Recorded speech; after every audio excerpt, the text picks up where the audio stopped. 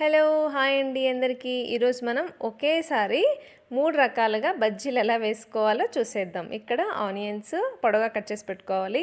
అలాగే మనం బజ్జీ మిర్చి ఉంటుంది కదండి, ఆ బజ్జీ మిర్చి గింజలు తీసేసి ఇలా పొడవుగా కట్ చేసి పెట్టుకోవాలి. అలాగే ఆలు కూడా బిల్లలుగా కట్ చేసి పెట్టుకోవాలి.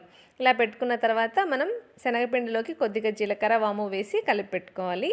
తర్వాత ఇలా ఒక్కొక్కటిగా డిప్ చేస్తూ ఇలా వేసుకోవాలి. ఇక్కడ టిప్పు ఒకటి చెప్తానండి.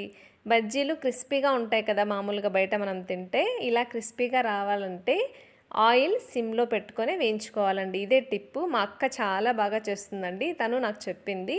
ఈ టిప్పు మీరు ఫాలో అయ్యి మీరు కూడా ఒకసారి ట్రై చేయండి. బజ్జీలు క్రిస్పీగా లోపల సాఫ్ట్గా చాలా టేస్టీగా వస్తాయి. మీరు ట్రై చేయండి. మరి ఈ ఆనియన్లోకి కొంచెం గరం మసాలా వేసుకొని పకోడీ వేసుకుంటే చాలా టేస్టీగా ఉంటాయి. Thanks for watching. మీరు ట్రై చేయండి.